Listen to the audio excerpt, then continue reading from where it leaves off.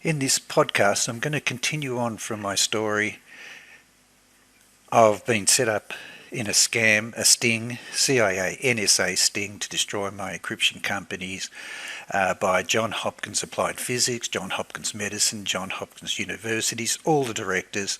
And I'm now got an official Australian Federal Police investigation going, and it's June 2004 when Bill Hamilton puts me in contact with Michael Riconosciuto, and Michael Riconosciuto starts writing letters to me confirming that I can have access to all these transactions in court, and then writes letters and summarises the following. So he sends to me a letter confirming that he modified the NSA'S Promis software for CIA and Dr. Earl Bryan, chairman of HADRON Inc. The key things that he brings out in his letter to me are, and he doesn't know who I am, I don't know who he is, and we're getting to know each other. And so let me summarise the gist of what we discover. I discover through Michael, and also access to the courts and to the searches on HADRON's annual reports, which I received also at the same time from John Belton in Canada, who sadly has passed away. I interviewed him 4 times, and he emailed to me scans of the old HADRON annual reports, and it says categorically that HADRON's largest client was the Johns Hopkins Applied Physics Laboratory and the Johns Hopkins University.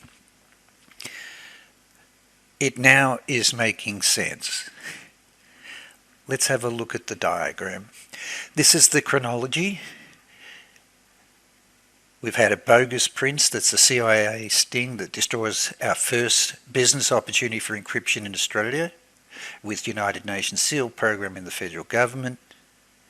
I then am a key witness to a privileges inquiry, which is also finalised now up in 2004, where there was overwhelming evidence I was being threatened by government officials and the chairman of a research company owned by Rupert Murdoch to prevent me from appearing as a witness, as they were fearful that I knew more about their company than anyone else. Next, I had made contact with William Hamilton in 2000 for the very first time, and asked him if he knew Rupert Murdoch's company called Computer Power Group. He was in shock. He didn't expect this call. It was out of the blue, and then he tells me, yes, the chairman had met him at a hotel in Boston in 1982, requesting to become the distributor of NSA'S Promis software to Australia and Asia, and then dumped him in 1984, early 85, claiming they were never able to sell one copy of the Promis software. I told him that's not true. I worked for Rupert Murdoch's company, Computer Power Group, and they sold the Lean software that does exactly what you're talking about, integrating all the databases, and it triggered a parliamentary inquiry in 1992, and I'm being threatened by them in a privileges committee, now investigating those threats.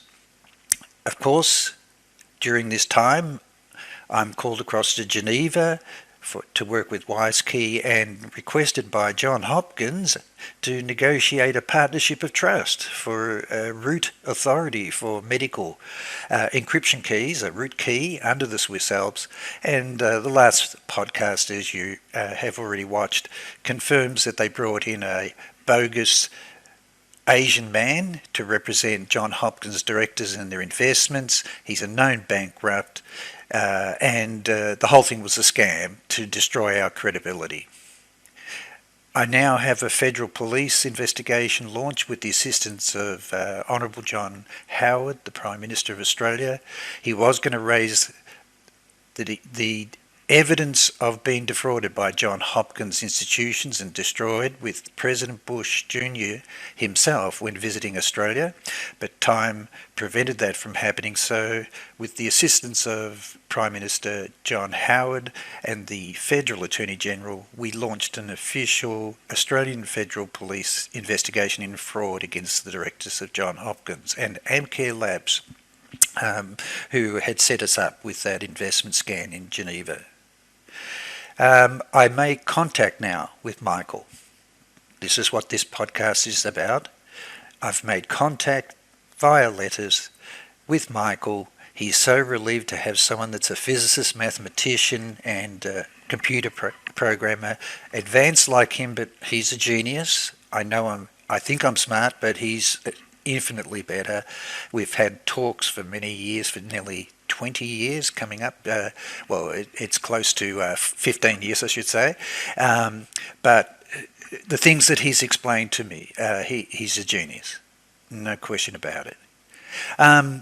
So let's talk about this event here. What do I learn that's a shock to me, as I look at his court testimony that I've never seen before, plus also the annual reports of HADRON sent to me by John Belton from Canada, who was also suing Dr. Earl Bryan, chairman of HADRON, for defrauding him of investments. So this octopus defrauds everybody, steals the software from Inslaw, defrauds other people in Canada, and this octopus has destroyed all my companies in Australia in encryption and also in Geneva. It just has no limits to what they do. Their reach is, in the name of national security, can do whatever they want. What's coming next, just so that you know, as I reveal the evidence that Michael reveals to me, is that while I'm talking to Michael, an opportunity has arisen through the partners of KPMG that a company owned by the two chief of staff and senior advisors of Honourable President Gerald Ford, former US President, is willing to negotiate a $100 million settlement for me with the directors of John Hopkins. It comes out of the blue. They're wanting access to all my legal evidence to represent me. My attorneys are negotiating with him, and we're providing with full access to all our legal evidence, plus the TV programs that come out in November are building up and being filmed. So there's a lot of pressure on John Hopkins, and we have President Ford volunteering to negotiate it with the assistance of General Brent Scowcroft. Surprising, but not surprising when you learn my story. So let's now go and have a look at my communications for the first time with Michael. He tells me categorically in his court testimonies and also by letter, the original client was NATO and the US Navy for the modified Promis software that he did at Wackenhut Research Center for CIA and Earl Bryan, and its purpose was for tracking Soviet nuclear submarines. It was integrated into the missile fire control and command systems of the US Trident submarines using VAX 11780 computers. Michael's relieved because my background is in advanced computing during the 1970s, 1980s, 1990s and 2000s. So I'm familiar with these computers and very familiar with the programming that he's doing. So he's really relieved, so he can speak. So here it is. First application, he says, is about integration into a missile fire control command system for the US Trident nuclear submarines. And it's implemented on a VAX 11780 computer system. So that's very interesting. He then tells me the second application, the modified Promis software, was for the SWIFT banking network. It was installed at Transaction Technologies Inc., a subsidiary of Citibank, for Dr. Earl Bryan, chairman of HADRON Inc., and CIA to move their covert funds through the international, and that should be automatic clearing houses. So, here we have it. It's used in the banking industry. And suddenly, it's now making sense because I know Rupert Murdoch's company really well. I have all their annual reports. I know that their key client is the US Secretary of State and the US Secretary of Treasury, James Baker. Then he says, the modified Promis software was renamed the Lean software and it was sold to the Australian government. I'm the only person that knew that. There's no way Michael could have known that. And it's in the court transcripts that are confidential. Media's not talking about it. And there it is. He's giving that testimony in 1991. He reconfirms it back to me in letters in 2004. And now that confirms that when I contacted Bill Hamilton in January 2000 for the first time to introduce myself and asked did he know the name of Rupert Murdoch's company Computer Power Group, I knew that there was a privileges committee that was embarrassing because it actually was his company that sold that software that had integrated all the databases of intelligence agencies, the federal police, DSD, which is part of Pine Gap, together with all the court systems, the social security and fraud detection, all banks, integrating the bank transactions for the reporting of all transactions over $10,000, for tracking terrorists and organised crime, land titles, financial records of all agencies. It was in breach of the federal confidentiality and privacy legislation because it was integrating everything about every citizen in Australia, plus all government records and all financial banks. It's full access into it, and that's ECHELON.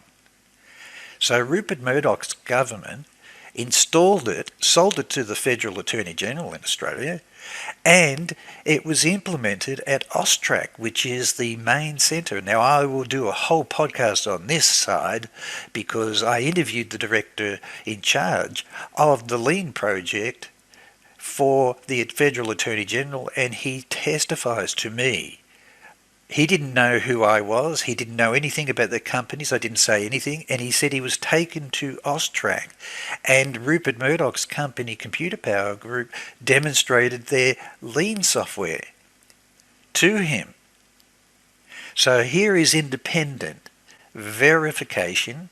And down there's a picture of Rupert Murdoch having the doors opened to him by Roy Cohen, who was also the attorney of President Donald Trump. Opened the door, and then he had meetings set up with William Casey, Walter Remand in NSC, where he funded Project Democracy, which was a front foundation for the Iran-Contra. He's given permission and American citizenship so he can acquire US media, newspapers. This is the independent link. No one knew about it. I knew about it. But Michael has testified in court that it was the Lean software, that it was renamed and sold to the Australian government. He also mentions it's sold to the RCMP and CSE and CSIS across the intelligence groups in RCMP and with Canadian government. It's doing the same thing, but this is definitive, independent evidence. Everyone discredited Michael, in the media and such forth, but he didn't know this. I knew it. I worked for the company, and it was me that picked up the phone before I ever met Michael, introduced myself to Bill Hamilton, and I did a technical analysis on who would have the capability of artificial intelligence, COBOL technology, because they developed the COBOL compiler. They were the distributor for digital VAX systems and got all integration contracts for the whole of government, intelligence agencies, defence in Australia, so you can never implement Promis in Australia unless you had Rupert Murdoch's company. But I have their annual reports and I work for them, and their largest client, as I repeat to you, was the US Secretary of State, the US Secretary of Treasury, and I will do a whole podcast that shows categorically. I have all the CIA records. I've recovered them. The contracts, the partnerships with Computer Power Group, with Murdoch's company, and they developed the SWIFT banking system that was implemented worldwide. You'll love it. It confirms what Michael was saying. As you can see, Michael said that it was put into the SWIFT banking network. Computer Power Group's partner was Wang Labs, and they developed the SWIFT network for Belgium in Virginia. So they'd infiltrated the whole SWIFT banking network for monitoring all transactions of SWIFT transfers of banks worldwide. And then they installed their software, and Computer Power Group, Wang Group, and I've got the CIA official records for this whole operation, includes HADRON, Inc., Earl Bryan's company, and his other subsidiary, Simcom, Inc., who were trying to acquire Inslaw Inc. in 1982. They've got the contracts to develop all the software for William Casey, Secretary of State and Secretary of Treasury. This is independent verification of Michael. I know that from my side, from Australia, but Michael had declared that in the courts, and he was also assisting Danny Casolaro to expose the octopus. So this I'll do a complete podcast on. It was Rupert Murdoch's company. He's financing Project Democracy, NED, and I interviewed Robert Parry before he passed away, and him and I compared memos and notes, which shows that he was bankrolling the whole Iran-Contra Foundation funding with CIA. And yes, he is trusted, and no one knows this, but on the board of his company is Mr. Stanley Schumann, on the board of News Limited. I have a recorded interview with John Belton, who was defrauded by Earl Bryan in Canada when he was working with Nesbitt. He confirms he received a call from Stanley Schumann giving personal references for Dr. Earl Bryan and HADRON. And he was appointed onto News Limited's board at the same time as his photographs taking place, with Rupert Murdoch standing there with Ronald Reagan and Roy Cohen. And he's appointed onto the board of News Limited. He's allowed to acquire the American newspapers. He's given American citizenship, and he's bankrolling Project Democracy, Iran-Contra for Oliver North, and he's installing the Lean software. So, a couple of things to be aware of. I'm contacting Michael here. I've gone through my stories with Johns Hopkins Applied Physics. I've got concurrently, while I'm talking to Michael, and the TV program's about to come out in 4 months' time, exposing Johns Hopkins, and then Robert Booth Nichols comes the following week to threaten me. So let's look at this part. What did Michael tell me? What did I know? And what can I prove? And that is, Michael said that, let's focus on this, that the first application, the original client was NATO and US Navy. The modified software was for tracking Soviet nuclear submarines. It was integrated into the missile fire control system, command system for the US Trident submarines using a VAX 11780 and computers. I've had long talks with Michael. There were special solid-state disks that were available with NSA, designed with NSA and CIA, so that it was possible to put a different version of the VAX on the Trident submarines. let's just recap previous podcast. All my efforts in Australia were destroyed by CIA, a bogus prince. Now, my whole medical route in Geneva with WiseKey is destroyed by a CIA NSA ECHELON team. A copy of my passport, as I say, is recorded at the security of Johns Hopkins Applied Physics Laboratory when I'm taken to the Johns Hopkins Applied Physics Labs to meet with 6 directors and directors of Johns Hopkins Medicine, Medbiquitus and Amcare Labs. That was the route authority that I was setting up. I flew across there. We had agreed they were going to they wanted to invest 20 million into our company, WiseKey.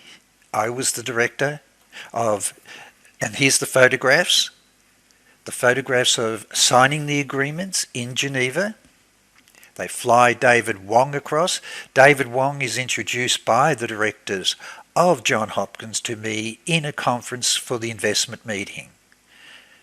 They brought him in to become their representative for the 20 million investment on behalf of Amcare Labs, Medbiquitus, and Johns Hopkins Applied Physics and Johns Hopkins Medicine. It turns out everything's signed. I've just written down the bottom there. Remember, I didn't know HADRON Inc.'s largest client was Johns Hopkins Applied Physics, and they developed the Promis software command control systems for the Trident nuclear submarines.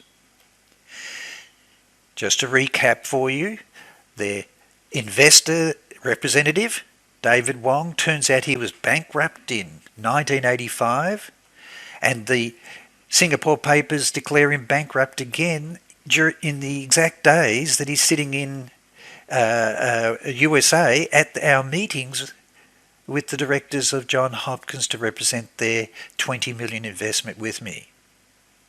It was a sting operation, plausible deniability. Why would you need to appoint this man to represent the most credible institutions that want to buy into the most trusted key under the Swiss Alps with the Swiss government for telecommunications, banking, and now we're trying to do it with healthcare with the World Health Organization. As I said in my previous podcast, the same man is then arrested in 2016 impersonating the Deputy Prime Minister of Singapore for fraud and sent to jail.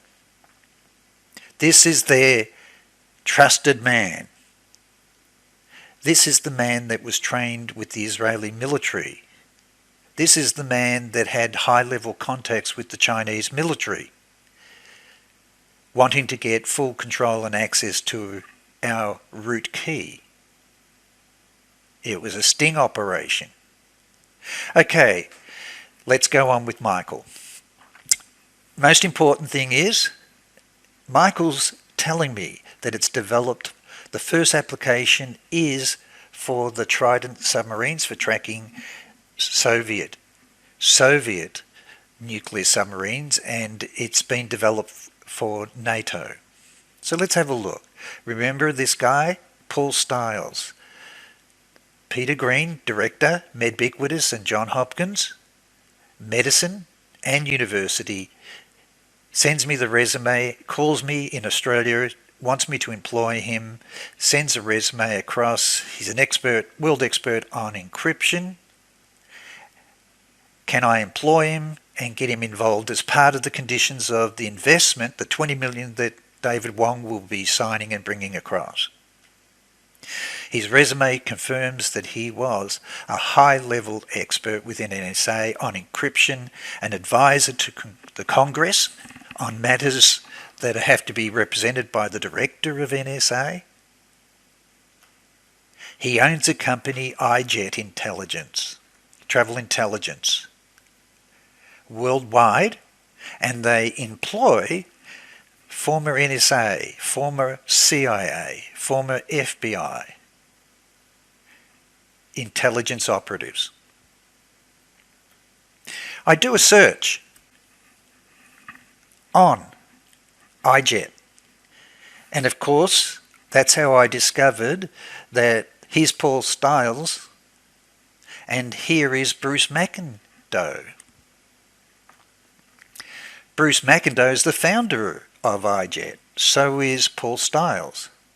But their shareholder is now Kroll Inc. And Kroll Associates was acquiring Business Risk International that employed the CIA operative Joseph Queller,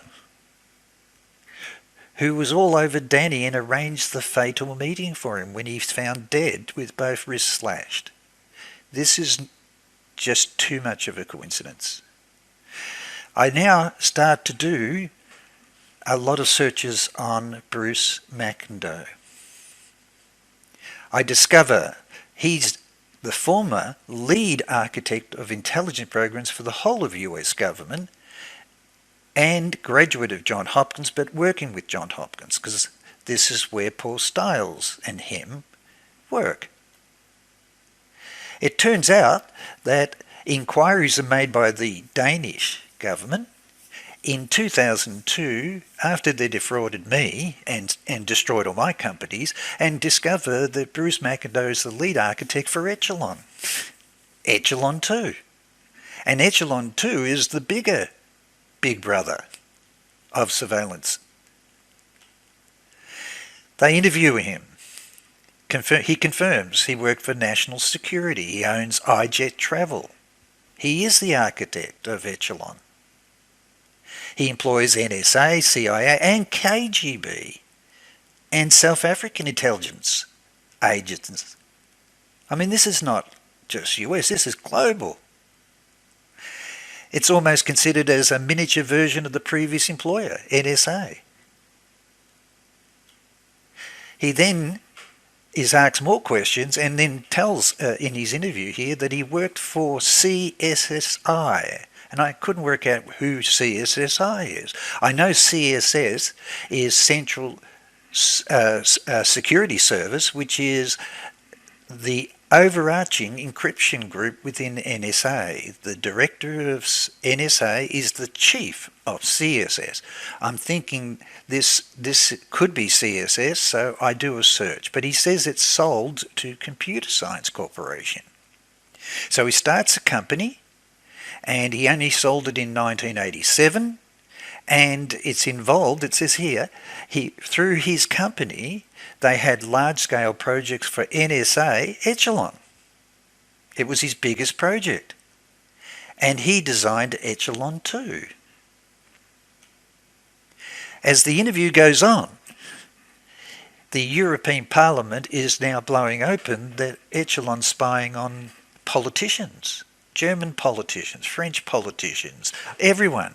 It's intercepting all their phones, all their emails, all their communications, and it's part of the private of the Five Eyes. The most important thing is that I have been surrounded, destroyed by the appropriate NSA and CIA octopus. And this is the part that caught my attention during his interview. Large-scale automatic translation of all messaging that they intercept, but their biggest clients are World Bank and IMF. And that's what Danny was investigating about Promis. It was put into the World Bank and IMF for spying for economic espionage worldwide. So I then do one more search, and there it is. Kroll, confirmed, has bought them out, biggest investor in them, and that name is very familiar. So there's the summary of our last podcast, which leads into now, I'm now curious, what if Johns Hopkins, and I'm going to show you, is the largest client of HADRON, because I got that from my interviews. Many of them I did, and I've got them all recorded with John Belton before he's passed away, sadly. But he had all the old original HADRON Inc. annual reports because his firm was defrauded by Dr. Earl Bryan in an investment scam that he was trying to sue him for, and now I have access to the official records. So I did a search on Bruce McIndoe, and this is his resume. He worked for CSC. He was the president and founder of CSS_i. It's bought out and he becomes the vice president of Nichols Research Inc. He's got other roles here. He set up iJet International. And going through here, and then I found it, his CSSI. It's Communications and Systems Specialist Inc. So I now know that he ran this. Its client and development of ECHELON is its contracts, is for NSA. And it's sold to Nichols Research Inc. And now he runs iJet with Paul Stiles, who's been put all over us with David Wong. So, summary. Let's just quickly look at this.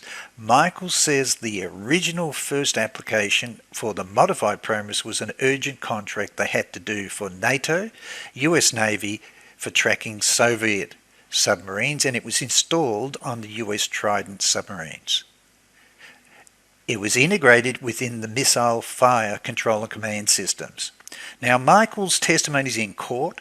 Michael's testimony is given to me extensively in all my letters, backwards and forwards, while he's in prison for 20 years. So I found the company, and yes, there it is. D. Bruce McInroe, the founder. It was set up in 1983. So his own testimony in his interview is he's been identified as the architect of ECHELON, and this company worked exclusively with all intelligence agencies and particularly NSA for the development of ECHELON. And then I did one more search, and I found it. He's the lead architect for ECHELON, but he developed the Trident Fire Control Program Development Software as part of Star Wars, the SDA, Strategic Defense Initiative. And there it is. I've got all the reports, the papers, confirmation. It was on a VAX 11780. Integrating a Motorola 68000, I've programmed those as well, is that it was the Trident High Level Language, THLL contracts with Naval Surface Weapons Center in Virginia. And now it was developed with Johns Hopkins Applied Physics and HADRON. His partner was HADRON Inc., Johns Hopkins Applied Physics, NSA, CSS, but that's the branch underneath it for encryption, and that's where Paul Stiles comes from. Paul Stiles, who's all over me. You cannot throw a dice. My background is in advanced physics. I've written software to do three-dimensional probability of where you will see an electron and where you won't. That's how we model atoms. It's all based on probabilities. The probability of what I'm presenting you being a coincidence, there are too many coincidences to be coincidences. This is by design. This is a scam. This is a sting. And unfortunately for me, when I picked that phone up, I've been destroyed once with a bogus prince. I'm destroyed again in Geneva. It was because I picked the telephone up and called Bill Hamilton. And as soon as I'd done that, I was on their radar. And there's the evidence. Nothing happens by chance. You cannot make this up. So Michael's testimony is true. It turns out I did a search on Nickel Research Corporation that acquired his company, and yes, they're in charge of the Star Wars program under Ronald Reagan, and they provide all the guidance systems for the missiles. So the application, the first application is for tracking the targets, which is the Soviet submarines, nuclear submarines. 2, they need a database that can integrate all the sensor data, because there are underwater sensors, sonar sensors on the floor that they can track submarines. There is radar, over the horizon radar signatures that you can pick up the wake of a periscope going through the water, or ships. Every ship, every submarine has a unique sound sensor signature, and so they store that data that helps them to identify and track.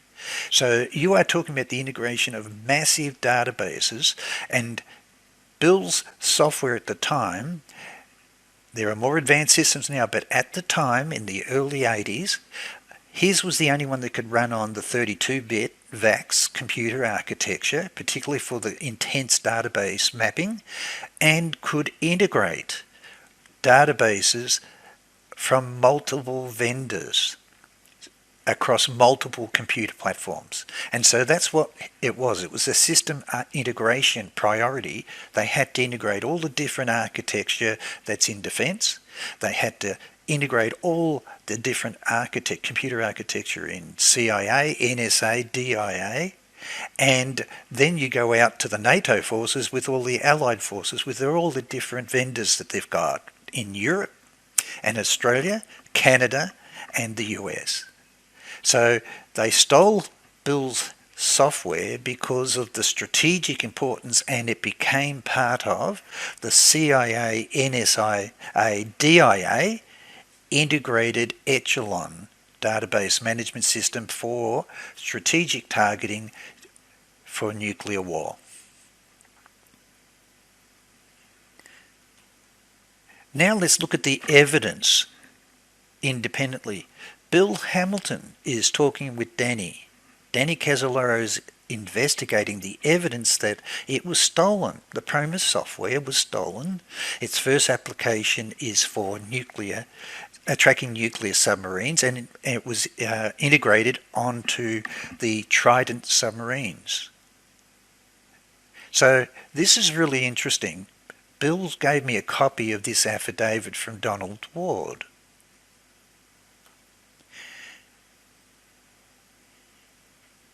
He was contacted by Danny Casolaro just before his untimely, mysterious death. Danny had asked to stay with him in Florida to save money while coming up an upcoming trip to Miami to research Wackenhut for his Inslaw book.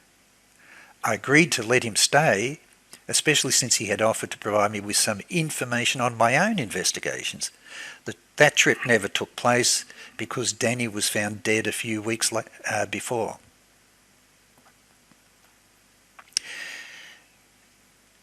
And so, if I go back, it's Donald Ward then confirms in his affidavit that he was communicating now with Bill. He met with him, and it was asked to continue investigation into HADRON's theft of the Promis software and put onto the Navy attack ballistic missiles.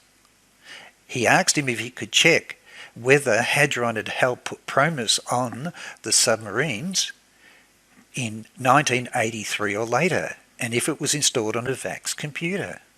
A Promis installed on a DEC VAX computer.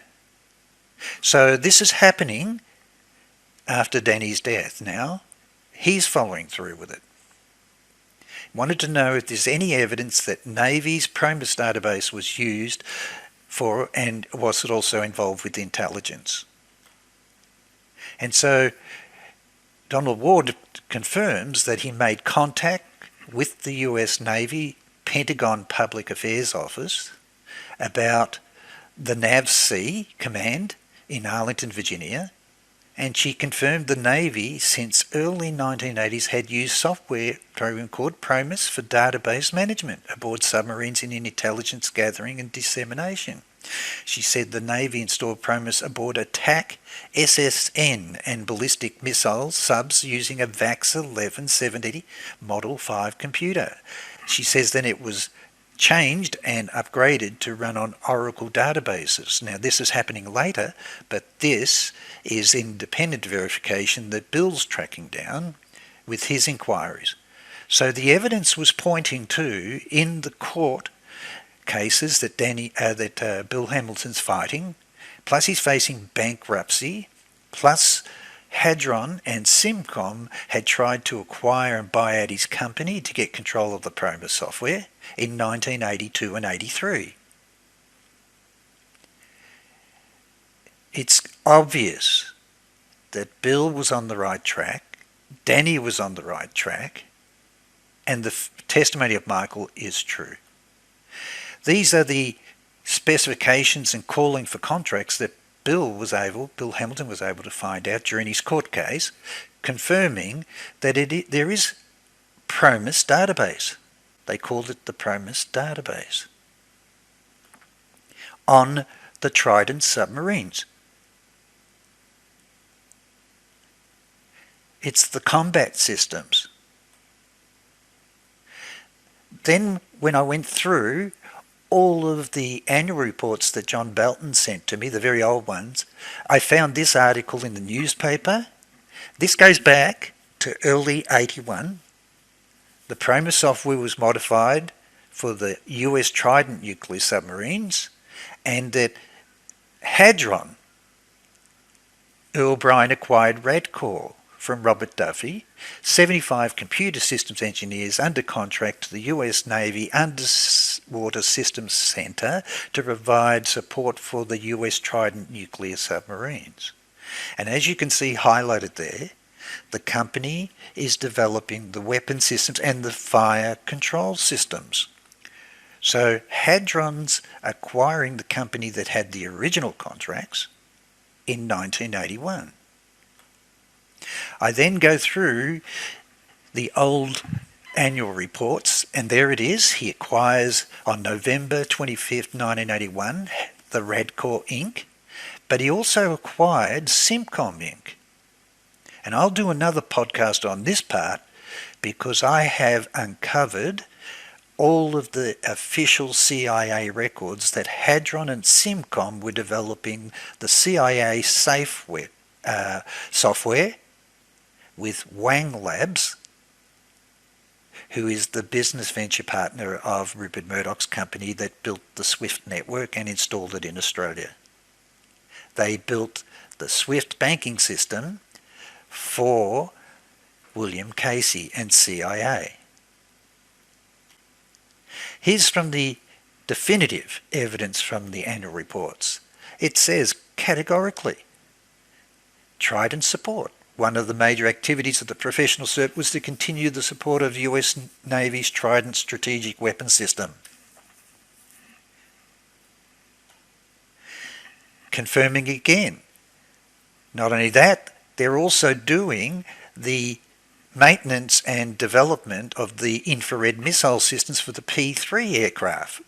These are your AWACS.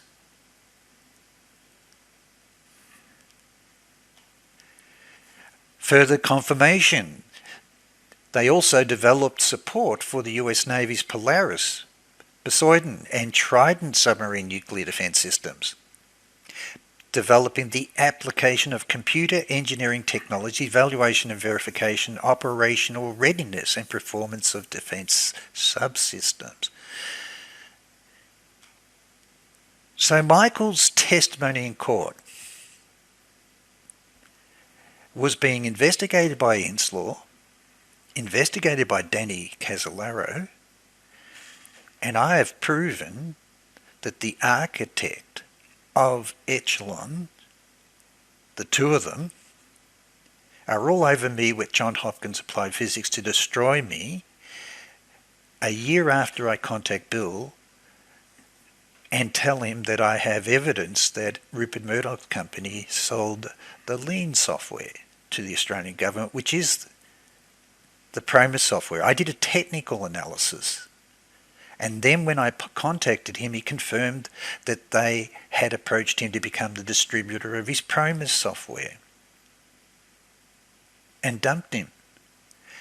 You can't make these things up. It gets better. Here's the records of HADRON. Now, Michael said the original client was was NATO. And here is the annual reports in 1981 that HADRON had the contracts for the Sidewinder missile systems for F-18s and were contracted for NATO to build their whole integrated communications system.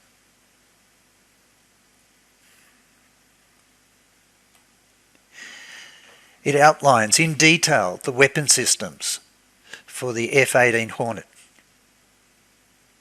It confirms that they built, now this part's important, I did the analysis on Rupert Murdoch's company because it was considered a world leader in artificial intelligence. It had joint ventures with Stanford Research Institute.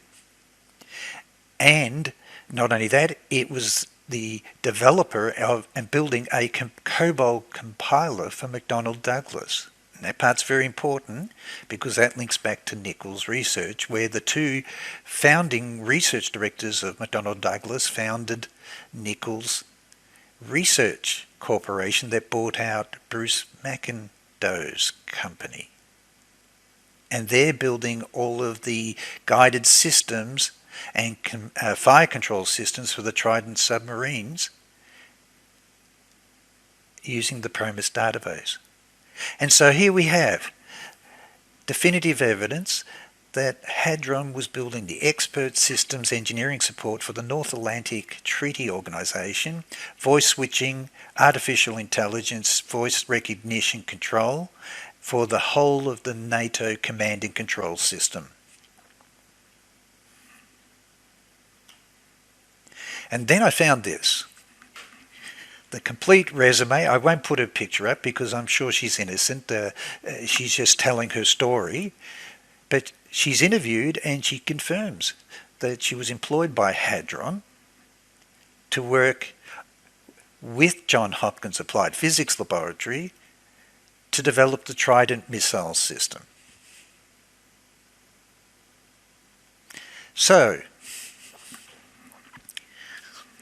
why did I get flown across to the US to be introduced to David Wong by the directors of Johns Hopkins Medicine, directors of Medbiquitous, the directors of Amcare Labs, the subsidiary of Johns Hopkins Medicine, and then driven across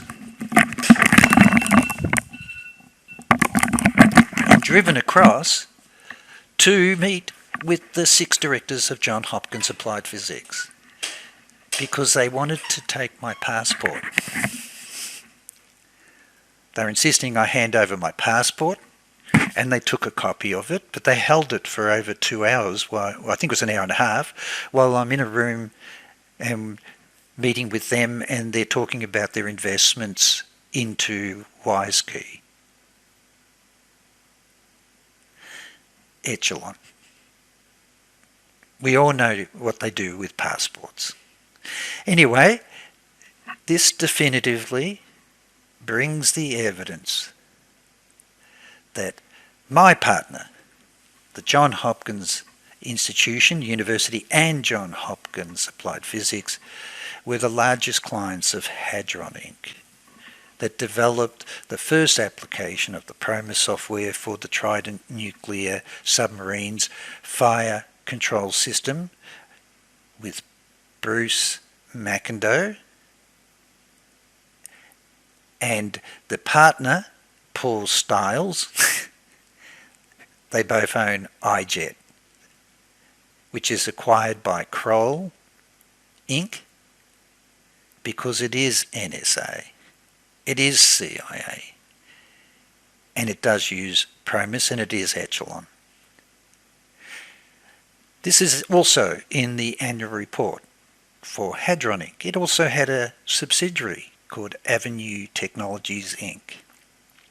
And its key clients are National Reconnaissance Office, that's the symbol of the octopus, DIA, Defense Intelligence Agency, National Security Agency, Naval Research Laboratory, US Navy, and DARPA. This is Echelon. And I'm going to do another follow-up podcast, which is real big. I recovered 40 official CIA documents confirming that HADRON Inc., Wang Labs, Simcom Inc.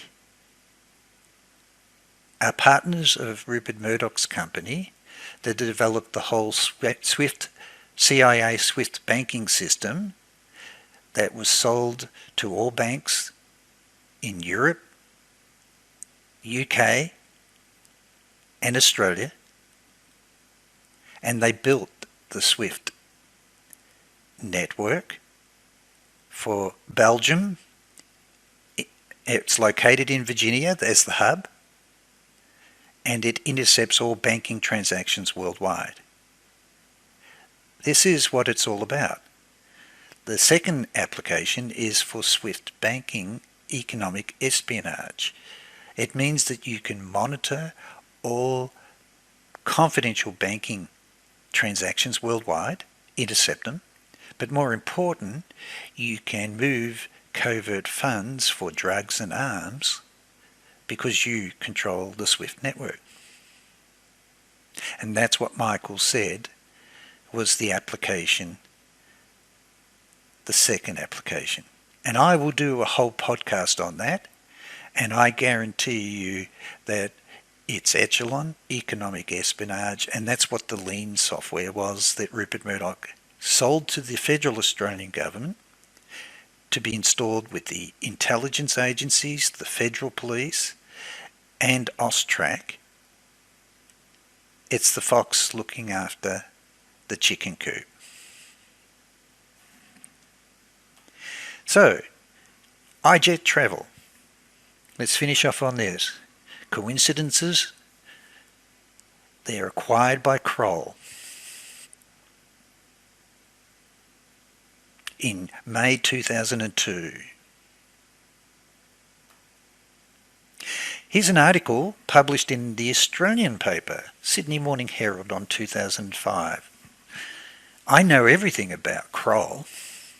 I've linked them to Danny's death. It turns out they're the group you call in. It's a private CIA group, and you'll find that one of the former CIA advisors and officials and an operative who worked with George Bush became a director. They go in and clean up all of the evidence that will expose their dirty operations. Let me just say this is what the article says. It says the key things that relate to what I was talking about. Billions of dollars of treasure looted from Kuwait by Saddam Hussein. They finally proved that God's banker, Robert Calvi, that's Banca Ambrosiana, overseas, whose attorney owned Commodore International with Alexander Haig. I uncovered that in June 2004, and that's when Robert Booth Nichols turns up and threatens me and says all my problems lead to Alexander Haig. No one knew that. I only knew that, and I'd only communicated with Bill Hamilton. It's the only person I had told. So they're monitoring everything that Bill does, his phones, his emails, everything. So Echelon had intercepted. He'd been briefed. Sometimes these people are so clever they forget and start blabbing. I knew when he was talking, everything he was saying was an intelligence brief.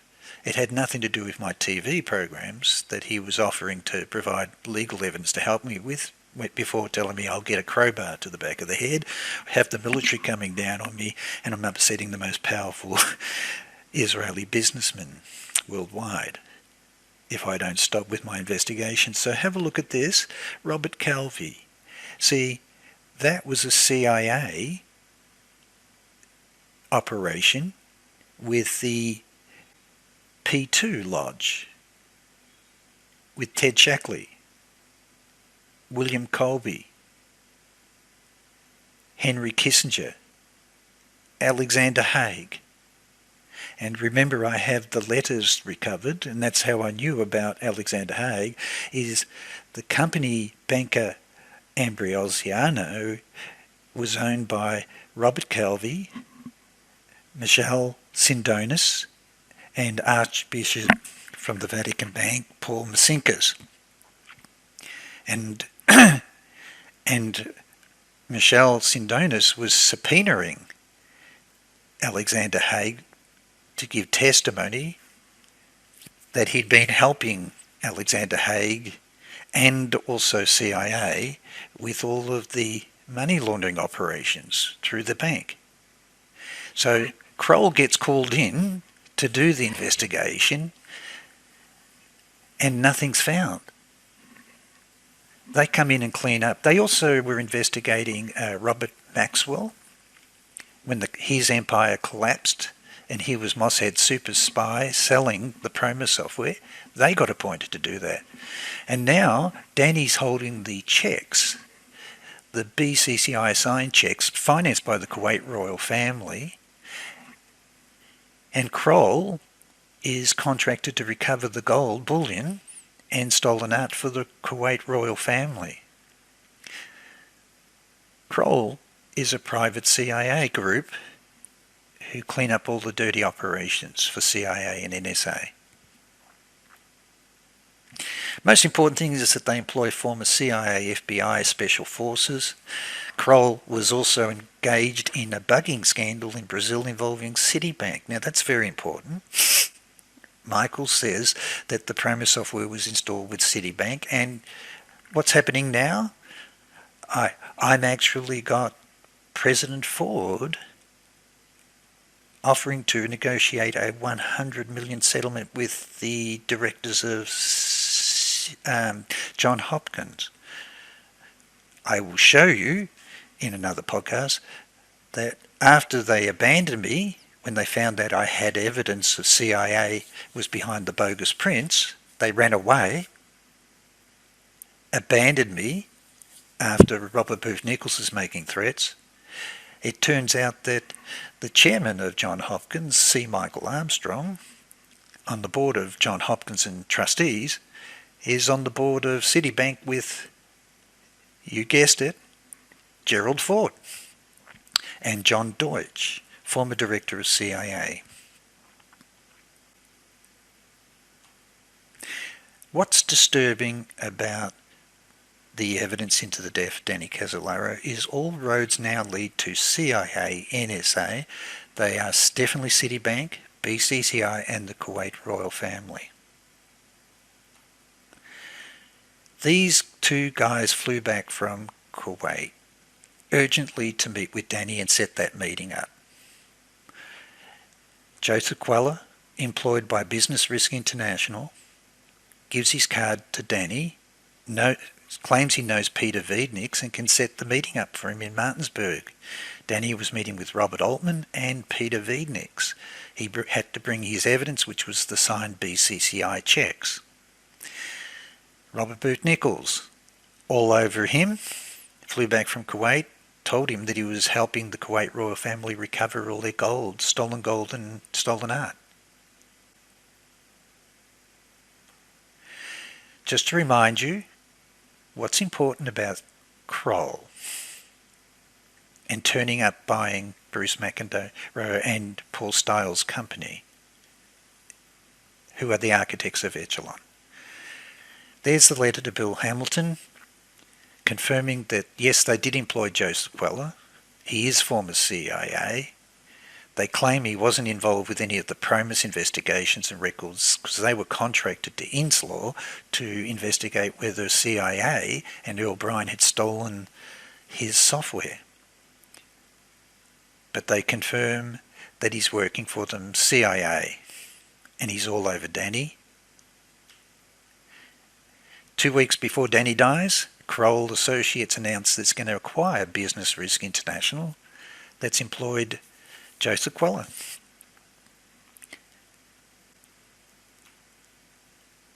They're contracted to the Kuwait royal family to find all the hidden gold, stolen gold of and assets of Kuwait, but also of Saddam Hussein now.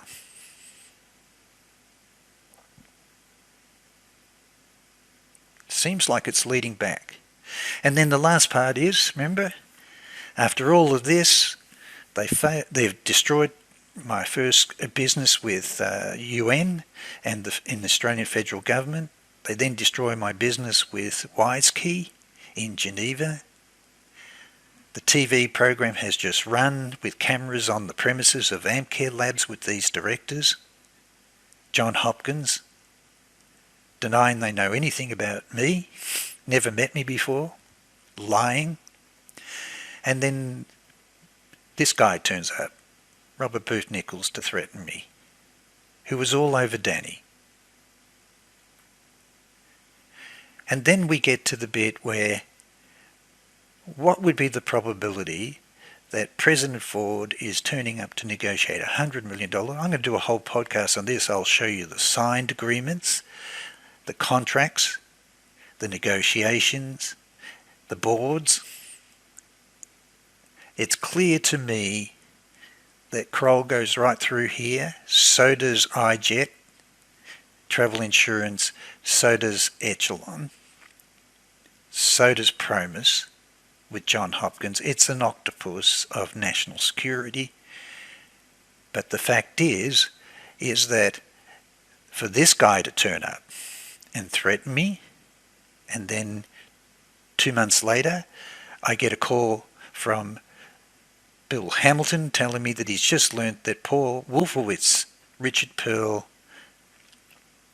and Douglas Faith are all upset with my investigation, and Paul Wolfowitz is leading the charge to shut me down. And then he gets appointed as the new president of the World Bank. And I now understand why he would be upset. The neocons. With Promis, World Bank. Just to recap, I was suing and pursuing federal police prosecution of fraud against A.B. Krongard, who was the executive director of Central Agency, because their company, John Hopkins Medicine and Health, had defrauded me in Australia and my investors. The directors of Amcare Labs. And there's Frank Bonsall. These are the people that were wanting the 20 million investment from, represented by David Wong. There's Frank Bosnell on the board of the Hopkins with Krongard, and the president of John Hopkins, who was involved, was on the Foreign Intelligence Board for the president. But here's Frank Bosnell. He's a director of Business Risk International with Don Walker, who wrote the letter telling Bill Hamilton that they had employed Joseph Queller, who set that meeting up where Danny ends up dead. Same person. CIA NSA sting twice. Just to confirm it, I'm investigating the Promis software. I'm helping Bill Hamilton. It turns out we had the same business partners. Inslaw had partnerships with John Hopkins Applied Physics, KPMG, and AT&T, and C. Michael Armstrong on the board of Citibank, on the board of the trustees of John Hopkins, was the chairman of AT&T. So our worlds collided because we had the same business partners, but the ones that are very important are KPMG were the auditors of Johns Hopkins, and they were also a partner and an investor with Ensslaw. Johns Hopkins Applied Physics was collaborating with Ensslaw, but it turns out that Johns Hopkins Applied Physics was the largest client of HADRON Inc., and they both developed the fire control systems for the Trident submarines using the Promis software. That was the first application. Second application, it was then put into the SWIFT banking network at Citibank, and the SWIFT banking infrastructure was put in by Wang Labs, developed with HADRON, and developed with Rupert Murdoch's company as the venture partner in Australia. And the next podcast I do, I will show you that Wang Labs sold their financial network to Earl Bryan.